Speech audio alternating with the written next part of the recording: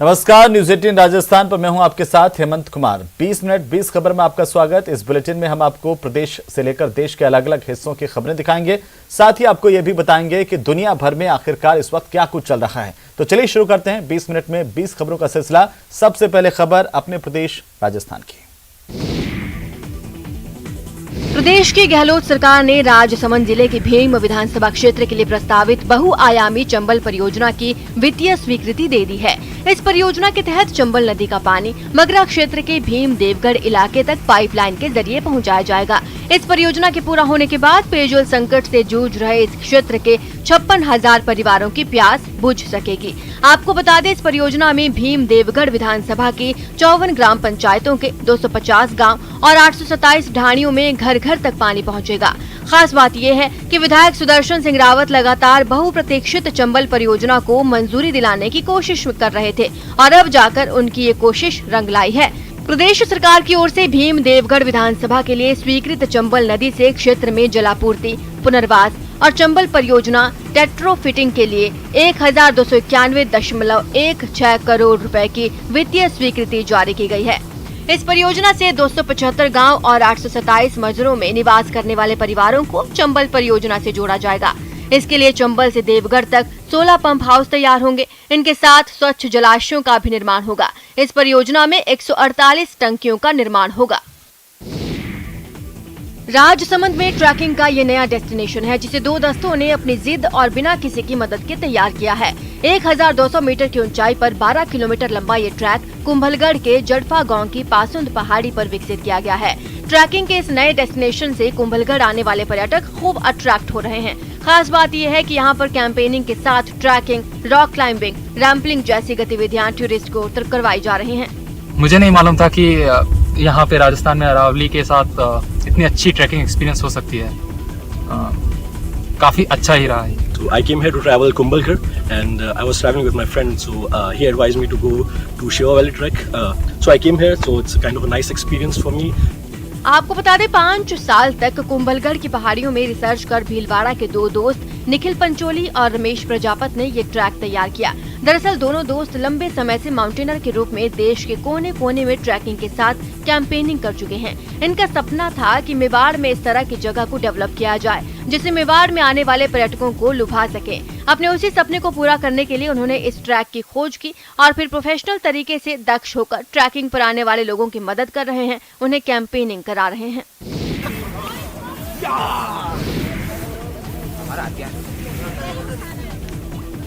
Clean Abu green Abu के तहत सिरोही में माउंट आबू में 600 लोगों ने मिलकर 20 किलोमीटर का सफर तय करते हुए सफाई अभियान चलाया।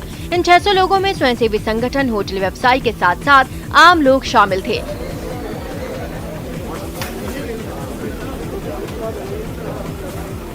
बीस किलोमीटर के क्षेत्र में ये महासफाई अभियान टोल नाके से लेकर आबू रोड तलहटी के इलाके में किया गया और इस महासफाई अभियान के दौरान 12 टन कचरा निकाला गया।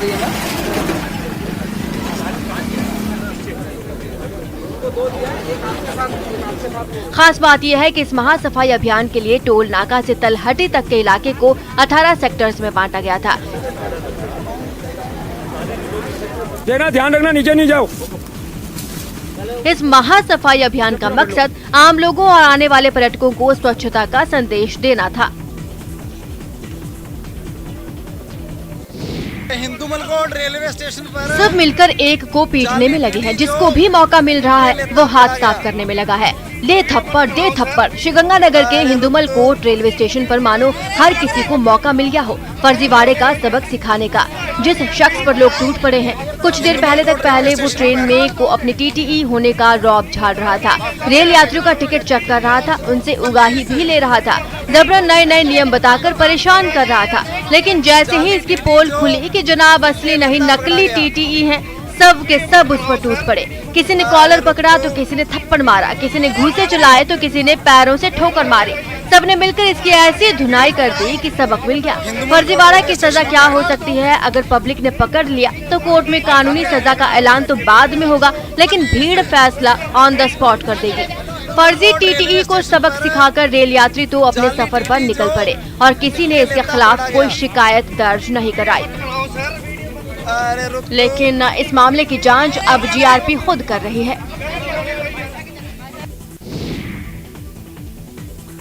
और अब देख लेते हैं कुछ अन्य राज्यों की खबर।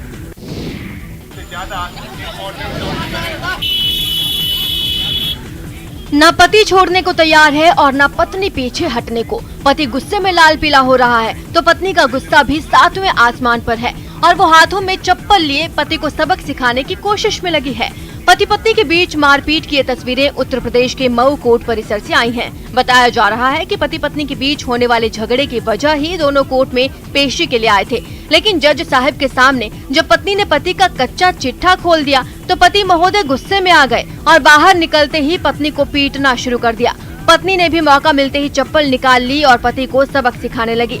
पति जहां पत्नी के बाल खींच रहा था, वहीं पत्नी दर्द से कराहने के साथ साथ पलटवार भी कर रही थी।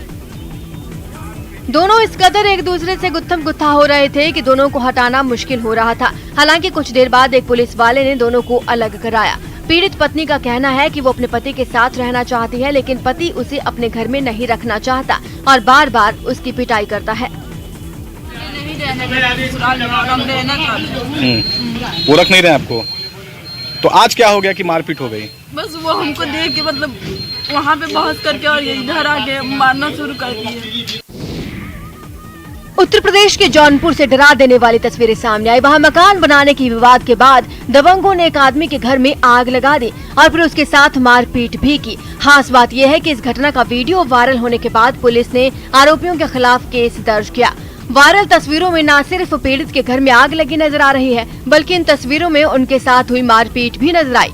इन तस्वीरों में आप देख सकते हैं कि इस कदर बदमाशों ने एक बुजुर्ग को पीटने के बाद उन्हें जमीन पर गिरा दिया। हालांकि उस आदमी के घर की कुछ महिलाओं ने उन दबंगों को रोकने की बहुत कोशिश भी की, लेकिन उन्होंने मारपीट जारी रखी। वहीं गांव का कोई भी आदमी बीच बचाव के लिए आगे नहीं आया। काफी देर तक वहां हंगामा यूं ही होता रहा। वो मकान भी पूरी तरह जलकर राख हो गया। ये देखकर महिलाएं खूब जोर से रोने लगी। खबर है कि इस मामले में केस दर्ज करने के बाद पुलिस आरोपियों की तलाश में जुट गई है।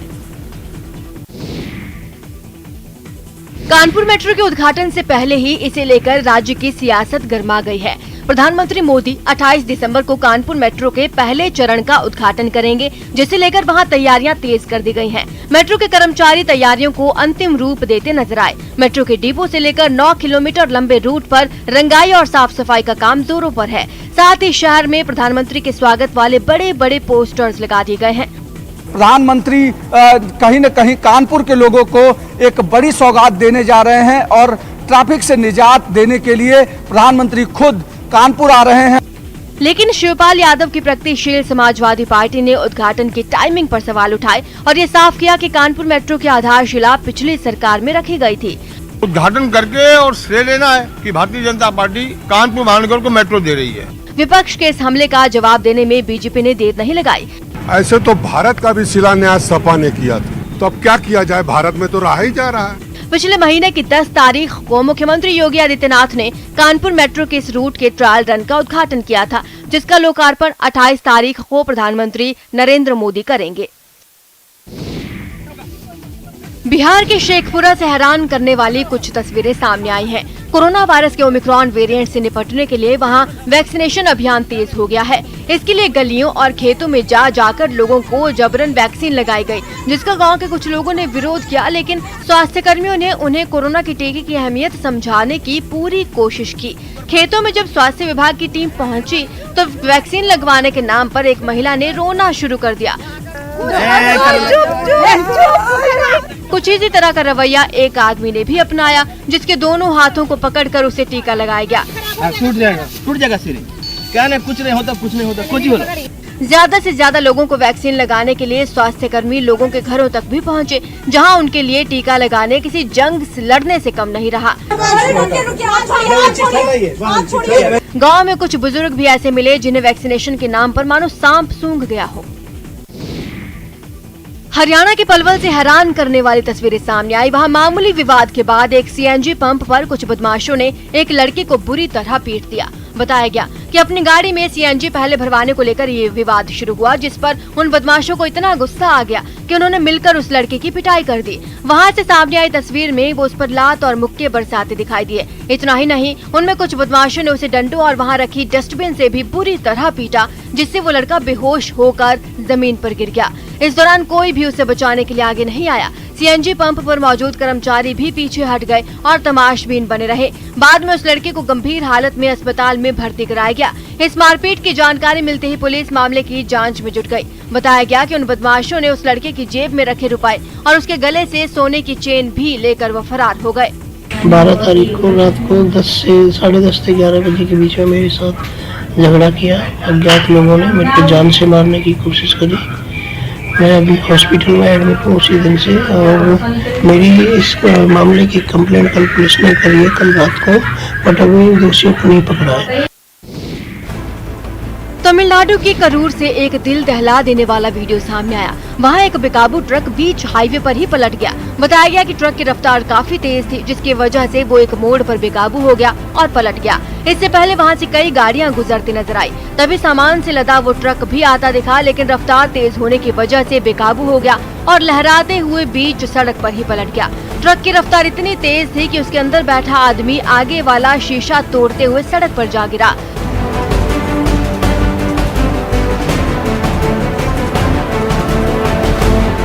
खास बात यह है कि ट्रक से बाहर निकलने वाले दोनों लोगों को कोई चोट नहीं लगी। इस बीच अंदर बैठे 2 दूसरे लोग भी उसी रास्ते से बाहर निकल आए। उन्हें देखकर तो ऐसा लगा जैसे कुछ हुआ ही ना हो। बाहर निकलने के बाद सभी ट्रक को वहीं छोड़कर आगे बढ़ गए। केरल के तिरुवनंतपुरम में यूथ कांग्रेस के कार्यकर्ताओं ने राज्य की उच्च शिक्षा मंत्री आर बिंदु के खिलाफ जोरदार प्रदर्शन किया।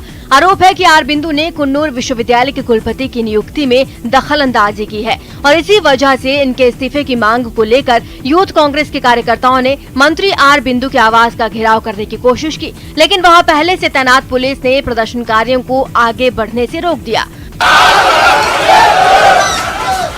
पुलिस का ऐसा करने से यूथ कांग्रेस के लोग उग्र हो गए और उन्होंने बैरिकेडिंग तोड़ने की कोशिश की। जब पुलिस वालों ने इसे रोकने की कोशिश की तो कुछ लोग पुलिस वालों से ही उलझ गए। फिर तो वहां हंगामा ही खड़ा हो गया और पुलिस ने इन लोगों पर काबू पाने के लिए वाटर कैनन का इस्तेमाल किया।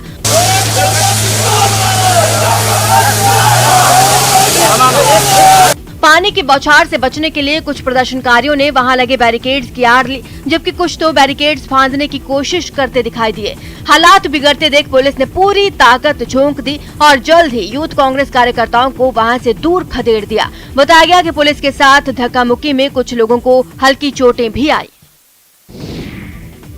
कर्नाटक के दक्षिण कन्नड़ में पॉपुलर फ्रंट ऑफ इंडिया नाम के एक संगठन के कार्यकर्ताओं ने जमकर हंगामा किया, जिसके बाद पुलिस ने लाठीचार्ज किया। बताया गया कि पुलिस ने हमले के एक मामले में पीएफआई के कई नेताओं को पूछताछ के लिए हिरासत में लिया था, लेकिन पीएफआई के कार्यकर्ता अपने साथियों को छुड़वाने थाने पहुंच गए, जिनकी पुलिस से भिड़ंत हो गई। बवाल बढ़ता देख पुलिस ने मोर्चा संभाला और लाठीचार्ज कर दिया। इस हंगामे की तस्वीरें भी सामने आई, जिसमें पीएफआई कार्यकर्ता थाने के बाहर हंगामा करते नजर आए।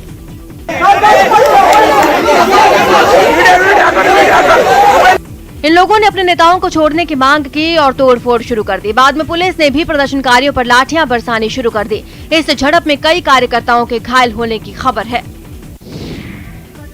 हाथों में पोस्टर लिए सरकार के खिलाफ प्रदर्शन कर रहे लोगों की ये तस्वीरें हिमाचल प्रदेश के धर्मशाला से आई हैं। प्रदर्शन करने वाले ये लोग all Himachal Pradesh taxi operator और ट्रक चालक एसोसिएशन के सदस्य हैं। इनके साथ बड़ी संख्या में ऑटो टैक्सी वाले प्रदर्शन कर रहे हैं। इन लोगों का कहना है कि पिछले कोरोना महामारी के चलते प्रदेश में लगभग 70,000 टैक्सी ऑपरेटर्स परेशानी में हैं। इस संक्रमण काल में सरकार की ओर से सभी वर्गों को राहत दी गई, लेकिन टैक्सी वालों की ओर ध्यान नहीं दिया गया। इतना ही नहीं, उन पर अतिरिक्त आर्थिक बोझ थोप दिया गया। इनका ये भी कहना है कि विभाग की ओर से परमिट अधिकृत फीस में जो बढ़ोतरी की गई है उसे वापस लिया जाए। साथ ही कोरोना काल में खत्म हुए टैक्सी परमिटों की अवधि 2 साल बढ़ाई जाए। इतना ही नहीं, टैक्सी के नाम पर प्रदेश में दौड़ रही निजी गाड़ियों पर भी लगाम लगाई जाए।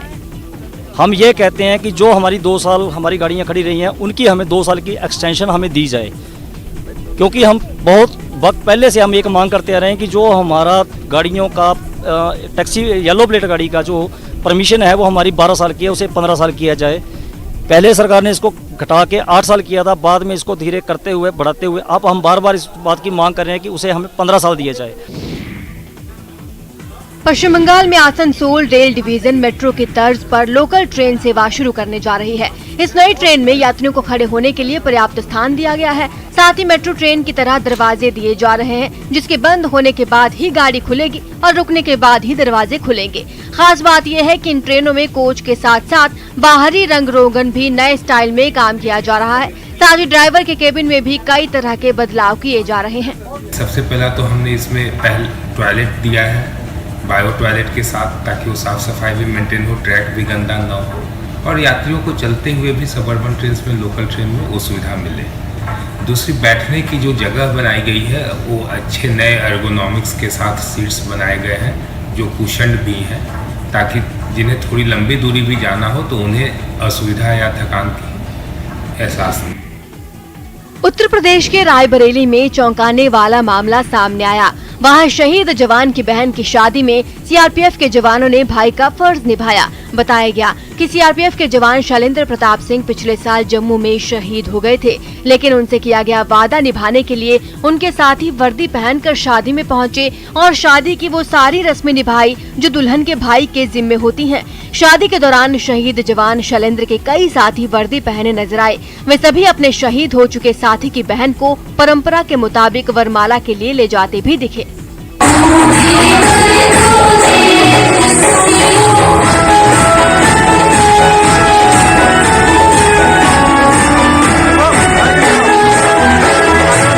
सीआरपीएफ जवानों का अपने बेटे के लिए ऐसा अपनापन देखकर शहीद शैलेंद्र के पिता भावुक नजर आए।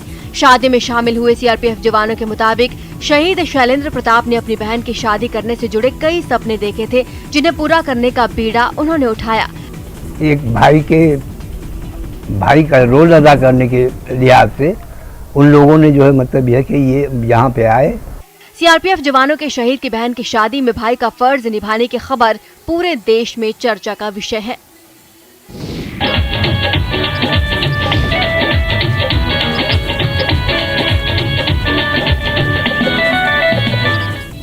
इससे पहले कि सर्दी सितम ढाने लगे, जन्नत में मौजूद पानी की हर एक बूंद बर्फ में तब्दील हो जाए, उससे पहले ये लोग जश्न मनाने लगे हैं और आने वाले चिल्लाई कला का स्वागत कर रहे हैं।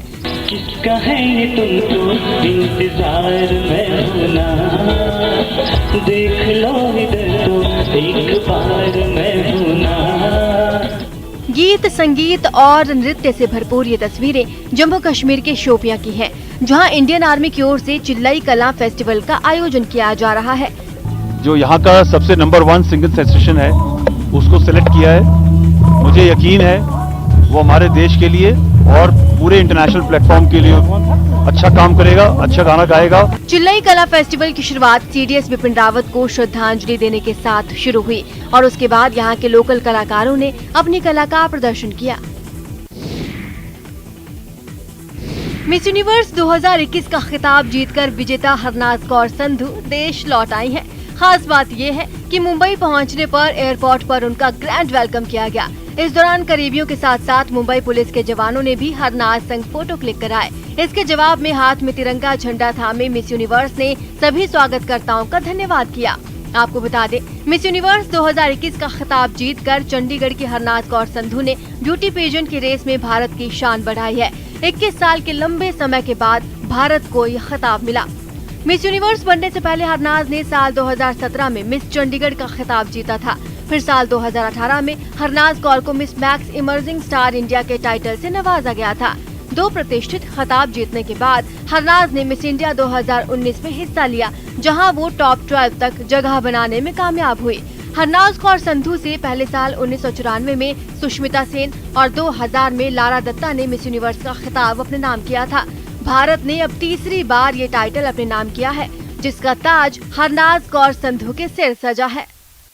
शुरुआत तो होती है 15-16 साल से, जहन उछल रहा नए ख्याल से, शरारती छुट्टी जो पहले जितने साल में, ऐसा क्यों और वैसा क्यों, कई सारे सवाल है। सानिया मिस्त्री का ये अंदाज देखकर आपको फिल्म गली बॉय की याद हो आई होगी और यही वजह है कि मुंबई के लोग अब सानिया को सानिया मिस्त्री नहीं बल्कि गली गर्ल के नाम से पहचानते हैं। पैसों की पट्टी से जुबान कर दी बंद है, गलत सीढ़ियों से पहुंचते बुलंद है, खामोश रहते हैं, आवाजें और दबाते हैं और दिखाते हैं। रैप की एक अलग ही दुनिया होती है। रैपर्स संगीत और अपने शब्दों की मदद से समाज को स्ट्रॉन्ग मैसेज देते हैं। सानिया भी यही कर रही हैं। ठिकाना ढूंढता था रहने जिसका परिवार, नई जगह पर रहने